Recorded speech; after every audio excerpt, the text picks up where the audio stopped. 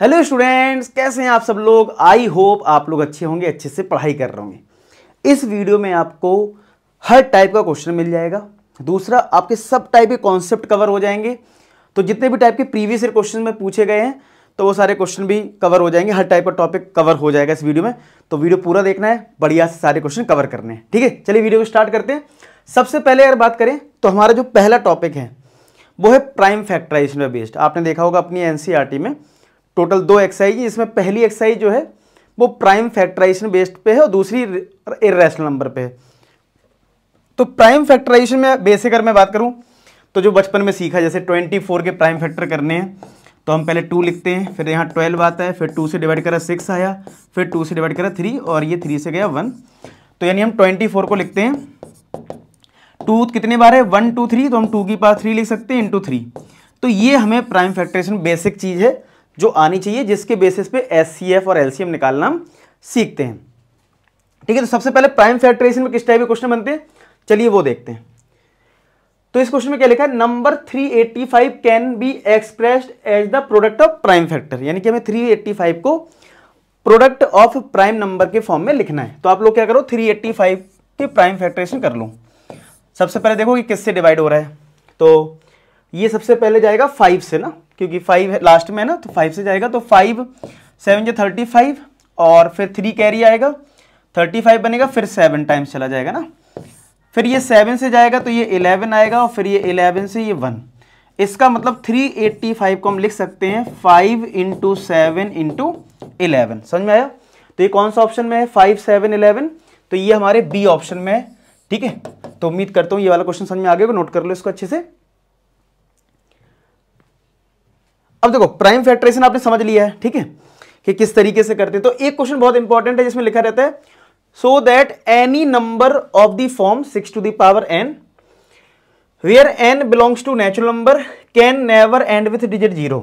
ये मतलब आपसे कभी कभी प्रूफ करवाएगा, कभी कभी चेक करवा लेता है। इसमें तो फिलहाल प्रूफ करना है कि 6 की पावर n कभी भी 0 नहीं हो सकता है, मतलब इसकी n डिजिट 0 नहीं हो सकती है। आप मुझे बताओ 2 की अगर यहां पे मैं आपसे बोलूं कि 2 की पावर जो है 2 है, तो आप बोलोगे 2 × 2 तो कितना आएगा, 2 की पावर 2 2 × 2 आएगा। 2 की पावर 3 कर दूं तो कितना हो जाएगा, 8 हो जाएगा। 4 कर दूं तो कितना हो जाएगा, 16 हो जाएगा। ये कभी 0 नहीं बना पाएगा, समझ रहे हो। 2 हो गया, या मैं 3 की बात करूं, 3 की पावर 2 करूंगा, 3 × 3, 3 कर दूंगा तो 3 आ जाएगा एक, और एक पावर 4 करूंगा, तो ये कभी भी 0 नहीं ला सकते। इनकी औकात ही नहीं है। मैं अगर ऐसा वर्ड यूज करूं, इनकी औकात ही नहीं है। चाहे जितनी पावर कर लो, पावर 3 की 50 ही क्यों ना कर लो, 3 को चाहे जितनी बार मल्टीप्लाई कर लो, कभी भी ये 0 नहीं ला पाएंगे लास्ट में। जो यूनिट डिजिट होती है, यूनिट डिजिट 0 तभी आती है जब 2 और 5 का कॉम्बिनेशन होता है और ये 10 बन जाता है। समझ रहे हो, 2 और 5 का कॉम्बिनेशन होगा तभी हो सकता, अदरवाइज नहीं हो सकता। क्या आपको ये बात समझ में आ रही है। इनकी औकात नहीं है। अच्छा, पेपर में कैसे लिखें कि इनकी औकात नहीं है, ऐसे नहीं लिखना है। तो आपको क्या लिखना है, पूरी लैंग्वेज देख लेते हैं। तो जैसे यहाँ पे 6 की पावर n है, तो 6 क्या है, 2 × 3 है ना। अब मैंने अभी समझाया आपको कि 2 और 3 की कोई भी पावर कर लो, आप कभी 0 नहीं ला सकते हो। 0 लाने के लिए आपको 2 और 5 चाहिए होगा। तो आप लिखोगे ये in the prime factor of 6, in the prime factor of 6। अब ये लैंग्वेज आपको याद कर लेना है, ठीक है, ये समझ लो। तो उसके बेसिस पे आपको पेपर में ऐसे ही लिखना है, in the prime factor of 6, in the prime factor of 6 product of 2 and 5 does not occur. मतलब जो प्रोडक्ट है वो 2 5 का अकर ही नहीं कर रहा है, क्योंकि जब 2 और 5 आएगा नहीं तो 0 आएगा नहीं। ठीक है, सो वाई, एक लाइन याद रखना बहुत इंपॉर्टेंट है, वो याद रख देना, टीचर पढ़ेगा नंबर दे देगा। So why fundamental theorem of arithmetic, so why fundamental theorem of arithmetic it can not end with digit 0, it can not end with digit 0। आई बात समझ में। ठीक है, तो ये इंपॉर्टेंट है क्या, हमने क्या बताया कि जो प्राइम फैक्टर किया हमने 6 का, उसमें 2 और 5 का प्रोडक्ट नहीं आ रहा है। तो ये हमें कैसे पता लगा कि 2 और 5 नहीं आ रहा, तो 0 क्यों नहीं है? तो हमें पता है कि 2 और 5 मल्टीप्लाई होता तो 0 देता है, 10 आ जाता है। तो ये चीज किस बेहाफ पे बोलोगे? By fundamental theorem of arithmetic, so it can not and with digit 0। अब ये 1 नंबर में आ जाए, 2 नंबर में आ जाए, आपको नंबर पूरे मिलेंगे अगर आप इतनी सी लाइन लिख देते हो। समझ में आ गया वाला क्वेश्चन अच्छे से, बढ़िया से, मस्त। चलो नेक्स्ट करते हैं। अब ये क्वेश्चन बहुत इंपॉर्टेंट रहता है और पेपर खूब पूछते हैं। क्या लिखा है? एक्सप्लेन करो कि 2 इंटू 3 इंटू 5 प्लस 5 और ये आर कंपोजिट नंबर्स। ठीक है, अगर आपको कंपोजिट नंबर की डेफिनेशन पता है तो बोलते हैं, अगर मैं लिख दूं चलो कंपोजिट नंबर के लिए, कि कंपोजिट नंबर के लिए क्या होता है? कंपोजिट नंबर, कंपोजिट नंबर वो हो जाते हैं अगर हम प्रोडक्ट ऑफ 2 प्राइम नंबर करें तो वो कंपोजिट बन जाता है। यानी क्या कह सकते हैं? प्रोडक्ट ऑफ प्राइम नंबर, ठीक है, is called composite number, is called composite number. मतलब अगर हम प्राइम नंबर का प्रोडक्ट करें तो वो कंपोजिट नंबर कहलाता है। अब यहां पे जो इसको करना है, ये अगर हमें प्रॉपर्टी लगानी तो 2 इंटू 3 इंटू 5 प्लस 5 है। अब इसमें प्रॉब्लम ये है कि ये प्लस प्रॉब्लम कर रहा है, क्योंकि हमारे पास जो डेफिनेशन है उसके अकॉर्डिंग हमें क्या चाहिए?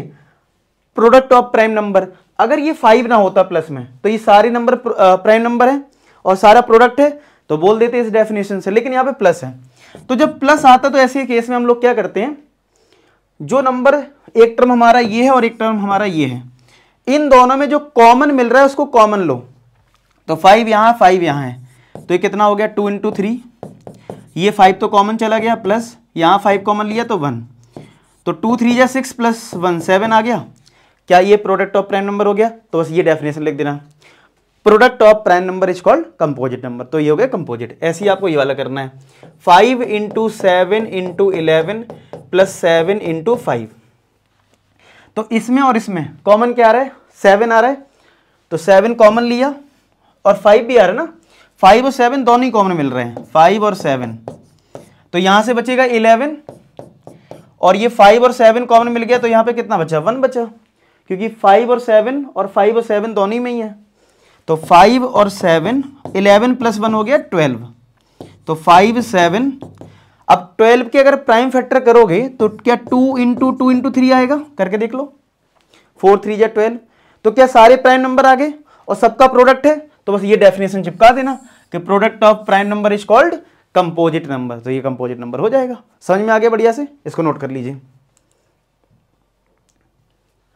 अच्छा, एक चीज और मैं बताता चलूं आपको, अगर आपने अभी तक ऐप डाउनलोड नहीं करी तो ऐप डाउनलोड कर लो, जिसमें आपको बहुत सारी चीज़ फ्री ऑफ कॉस्ट में भी अवेलेबल है। जैसे चाहे आप एनसीईआरटी पीडीएफ की बात करें, सीबीएसई ने जो सैम्पल पेपर रिलीज किया था वो, प्रैक्टिस पेपर, और सबसे अच्छी बात है आपके पेपर अगर आ रहे हैं तो आपके लिए इंपॉर्टेंट क्वेश्चन भी मैंने चैप्टर वाइज अपलोड कर रखे हैं। तो आप अपनी पढ़ाई कर रहे हो एनसीईआरटी से किसी से, तो ये इंपॉर्टेंट क्वेश्चन जरूर करके जाओ, ये आपके लिए बहुत हेल्पफुल होगा। तो ऐप की जो लिंक है वो डिस्क्रिप्शन में है, आप उसको चेक करें और ये क्वेश्चन जरूर लगा के जाएं। इनमें से क्वेश्चन उसी टाइप से जरूर आएंगे पेपर में, ठीक है। चलो आगे देखते हैं।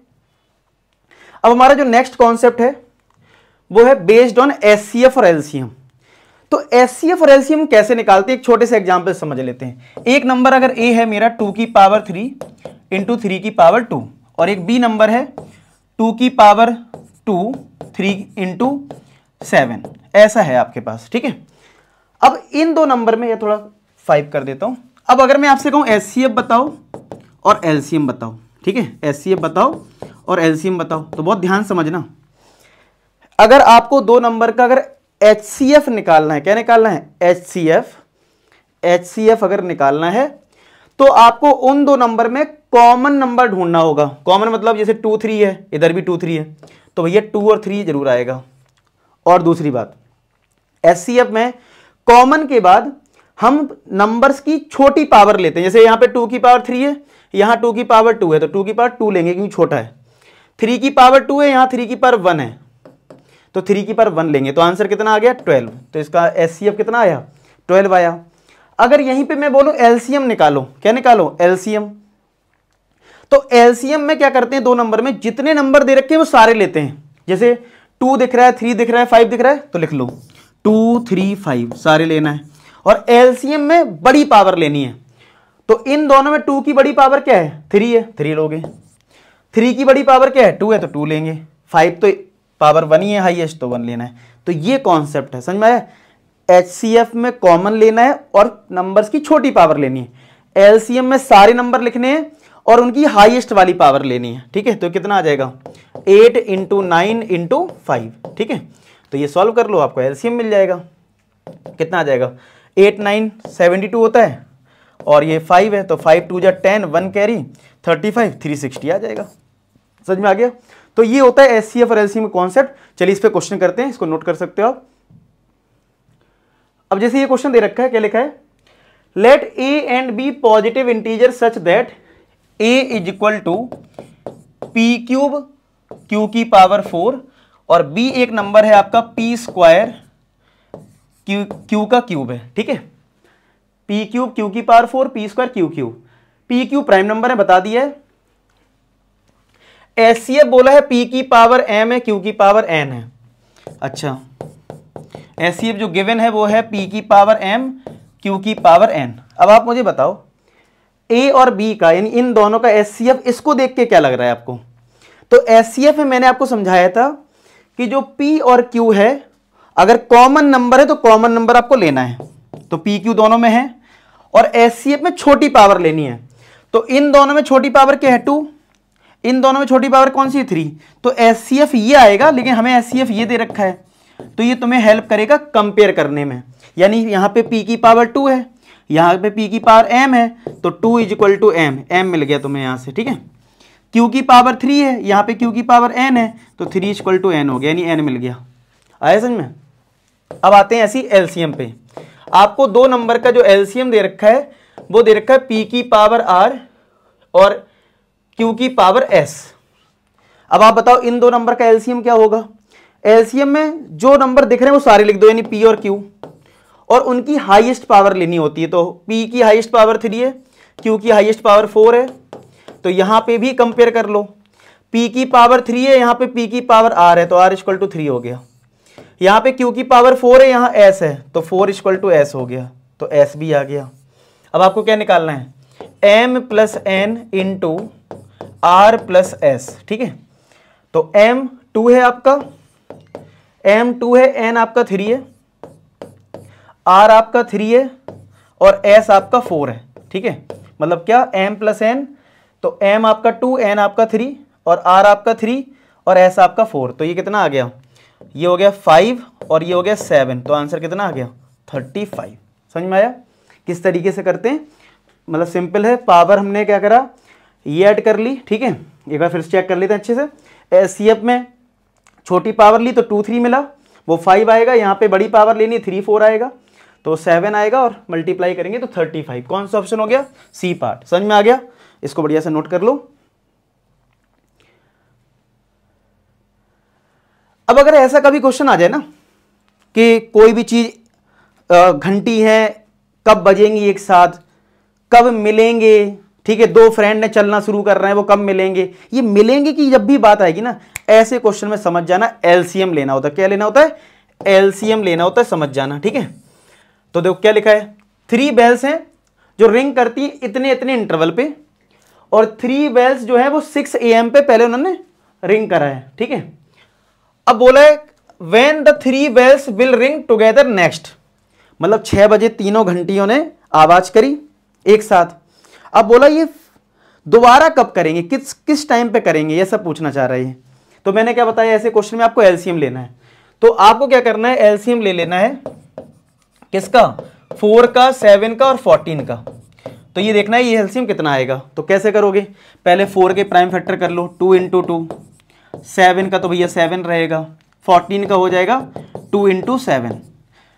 तो एलसीएम 3 नंबर का कैसे लोगे, तो मैंने एलसीएम का प्रोसेस आपको ये बताया, जितने भी डिफरेंट नंबर आपको दिख रहे हैं लिख दो। तो मुझे एक तो 2 दिख रहा है और एक 7 दिख रहा है और कुछ नहीं दिख रहा है। और ये 4 का मतलब है, 4 का यहां पे मतलब है 2 की पावर 2। 4 का मतलब क्या है, 2 की पावर 2, ठीक है। तो मुझे 2 और 7 दिख रहा है, ठीक है, डिफरेंट नंबर। फिर मैंने आपको एलसीएम में सिखाया था कि जो बड़ी पावर है वो लिखना है। तो 2 की बड़ी पावर आप देख पा रहे हो, यहां तो 1 है, यहां 2 है तो 2 आएगा। 7 की पावर यहां भी 1 है, यहां भी 1 है तो 1 रहेगा। अच्छा, कुछ को डाउट आता है सर 7 तो 2 बार है तो 2 लिख देंगे, नहीं, हमें सेपरेट लेवल पे देखना है कि उसकी हाईएस्ट पावर कितनी है, कंबाइंड नहीं करना है, ठीक है। तो ये कितना आ गया, 28 आ गया। तो इसका मतलब है अगर वो 6 बजे पहले जब घंटी बजी थी तो अब 28 मिनट के बाद बजेगी, यानी कि 3 bells will ring together after 28 minutes, और दैट इज, जिसका मतलब क्या है, दैट इज 6:28 AM। मतलब क्या होगा, जो 28 मिनट के बाद फिर से ये घंटियां बजेंगी, और जिसका मतलब क्या होगा कि पहले 6 बजे अगर बजती थी तो अब 6:28 AM पे बजेंगी। समझ में आ गया? तो इसको नोट कर लो, इस टाइप क्वेश्चन में एलसीएम लेते हैं। अब ये भी बड़ा फेमस क्वेश्चन है, ठीक है, कि आपको बोलेगा find the largest possible number integer that divide this और रिमाइंडर दे दिए जाएंगे। तो ऐसे क्वेश्चन में मतलब हमें क्या करना है, पहली चीज तो ये आपको पता होना चाहिए कि आपको इसमें एचसीएफ लेना है या फिर एलसीएम लेना है। क्या लेना है आपको, एचसीएफ लेना है या फिर एलसीएम लेना है, ये डिसाइड करना है पहले तो मैं आपको इसके लिए ट्रिक बताता हूं। अगर क्वेश्चन पढ़ते टाइम तुम्हें यह फील हो जाए कि तुम्हें न्यूमरेटर फाइंड आउट करना है तो समझ जाना एलसीएम लेना है, और क्वेश्चन पढ़ते टाइम तुम्हें यह फील हो जाए कि तुम्हें डिनोमिनेटर निकालना है तो समझ जाना एचसीएफ निकालना है। सिंपल सी बात। पहले तो ये समझो कि आपको अगर कुछ नंबर्स दे रखे हैं तो इन नंबर से पक्का एचसीएफ या एलसीएम निकालना होगा। तो आपको ये समझना पड़ेगा, मतलब ये याद रखना है आपको ये कॉन्सेप्ट कि लैंग्वेज आप क्वेश्चन की पढ़ना, अगर आपको लगे न्यूमरेटर फाइंड आउट करना है तो एलसीएम लेना है पक्का, और डिनोमिनेटर फाइंड आउट करना तो एचसीएफ। अब पढ़ते हैं इस क्वेश्चन को।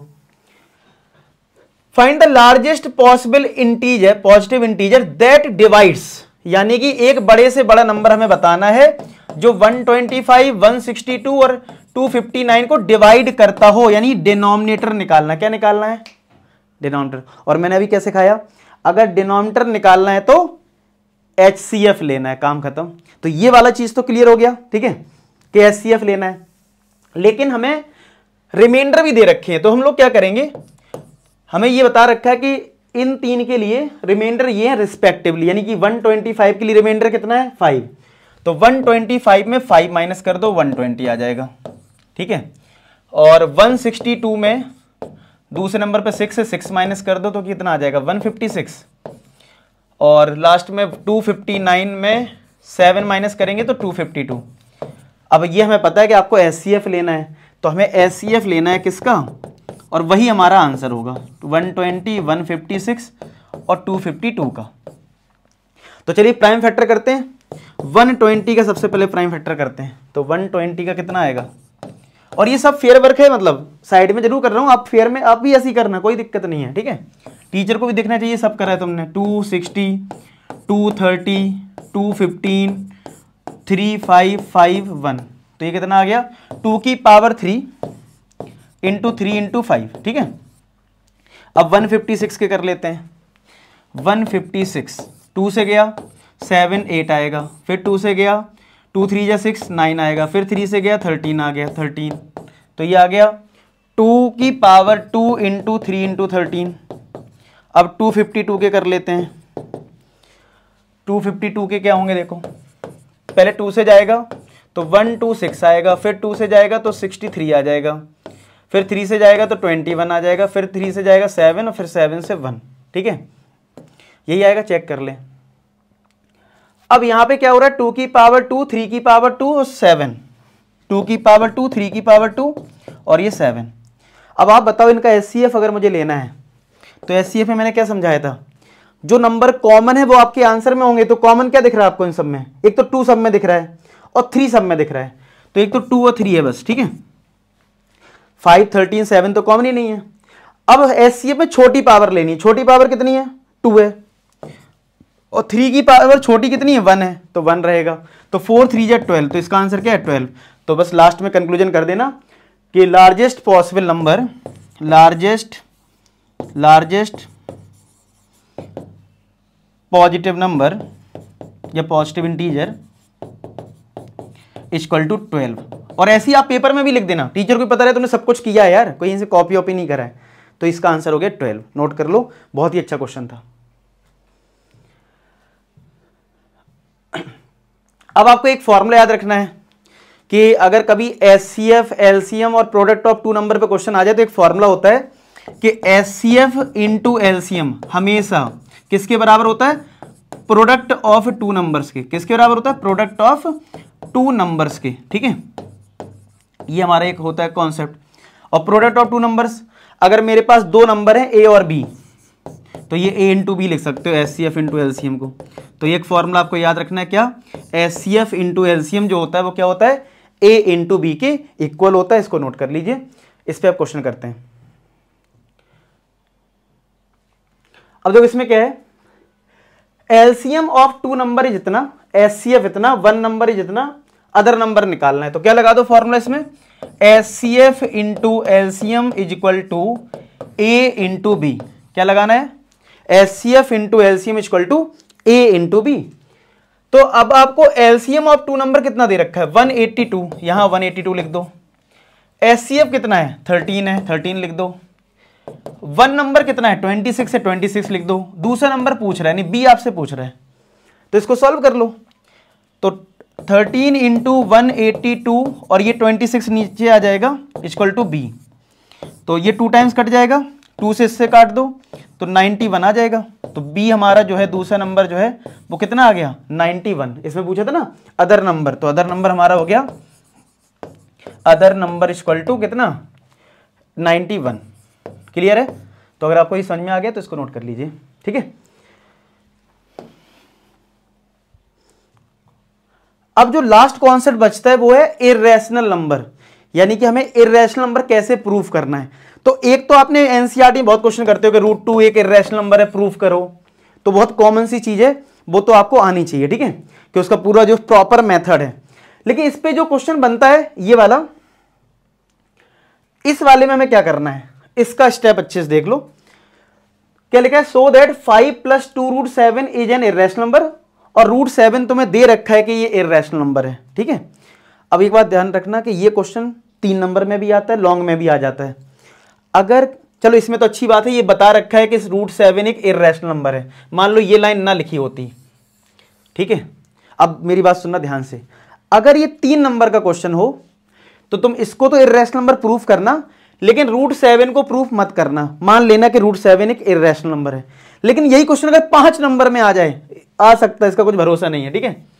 तो बता भी देना कि √7 एक इर्रेशनल नंबर क्यों है। तो जो बेसिक कॉन्सेप्ट है, बेसिक जो हमारा होता है रूट को प्रूफ करने का, तो वो कर देना, ठीक है। तो मैंने सारी चीज बता दी। क्या, अगर किसी क्वेश्चन में पहले से बता रखा है तब तो कोई दिक्कत ही नहीं है, टेंशन ही नहीं इस बात की कि भाई हमें इसको लेना है या नहीं लेना है। तो अगर क्वेश्चन 3 नंबर में है तो ले लेना, 5 में है तो उसको प्रूफ कर देना, उसके बाद इसको प्रूफ करना, ठीक है। चलो अब आते हैं कि इसको कैसे करना है। कोई भी क्वेश्चन अगर इर्रेशनल नंबर का आता है तो हमें पहले एज्यूम करना है, let us assume that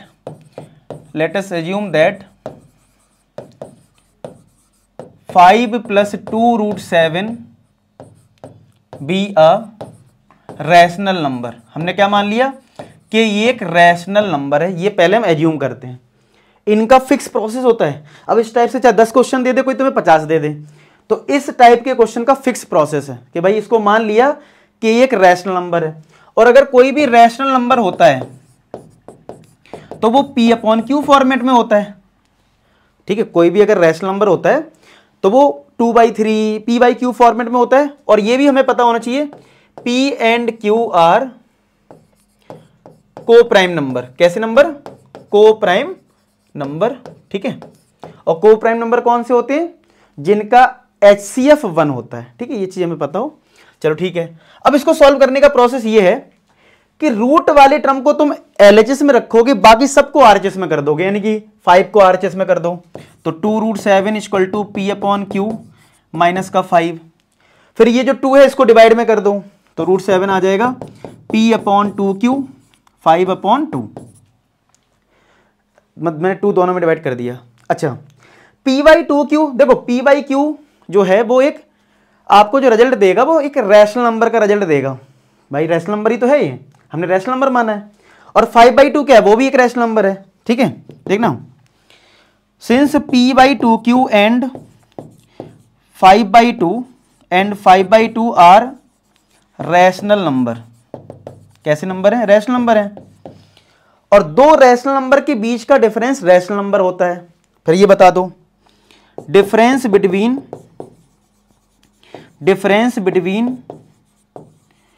to rational number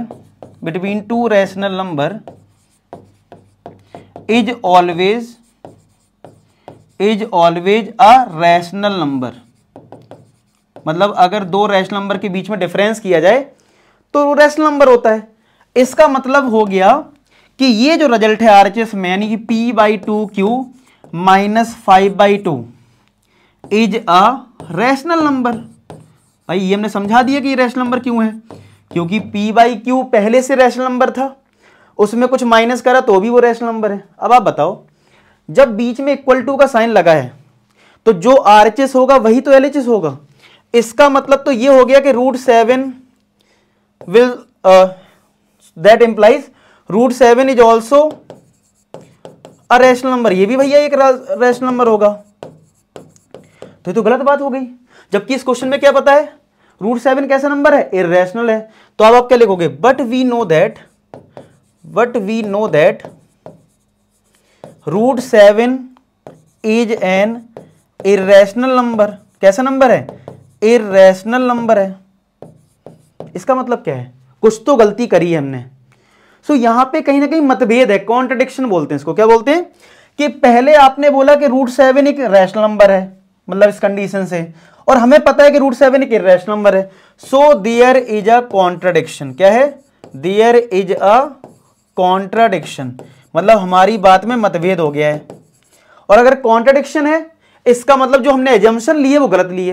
भाई इसको ऐसे समझो ना, अगर आप पहले किसी बात पे अड़े हो अपने पापा से और बाद में तुम्हें खुद रियलाइज हो गया कि हम गलत थे, तो इसका मतलब है कि हमने जो कंडीशन पहले मानी थी वो गलत थी हमारी, तो हमने जो रैशनल नंबर मान लिया वो गलत मान लिया है। So there is a contradiction and our assumption was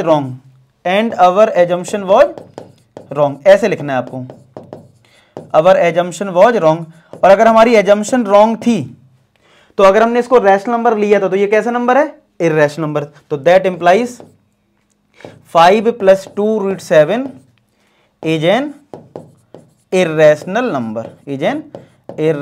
number. तो इस तरीके से आपको याद रखना है। कितना लिखना है फिर से सुन लो ध्यान से, मैंने कैसे करा।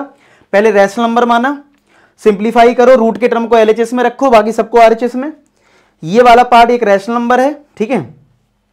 और डिफरेंस बिटवीन रैशनल नंबर क्या होता है, रैशनल नंबर होता है। तो ये रैशनल नंबर आया, उसके वजह से एलएचएस भी रैशनल नंबर आ गया, लेकिन हमें पता है कि ये इर्रेशनल नंबर है, सो कॉन्ट्रडिक्शन है, हमारी एजम्पशन रॉन्ग हो गई और ये इर्रेशनल हो गया। तो उम्मीद करता हूं ये क्वेश्चन समझ में आ गया, वो नोट कर लो, ठीक है। तो ये था आपके लिए एक प्रॉपर कॉन्सेप्ट बूस्टर, बोलूं इसको कुछ भी बोलूं, तो इसमें आपको सब कुछ कवर हो गया। उम्मीद करता हूं ये लेक्चर आपको बहुत अच्छा लगा हो। वीडियो को लाइक करना, अपना फीडबैक कमेंट सेक्शन में बताना कि आपको लेक्चर कैसा लगा, और अपने फ्रेंड्स में भी शेयर करना। मिलते हैं नेक्स्ट वीडियो, तब तक अपना ख्याल रखें, पढ़ाई करते रहें। लास्ट में एक ही बात बोलूंगा कि आप सभी सफल हो। धन्यवाद।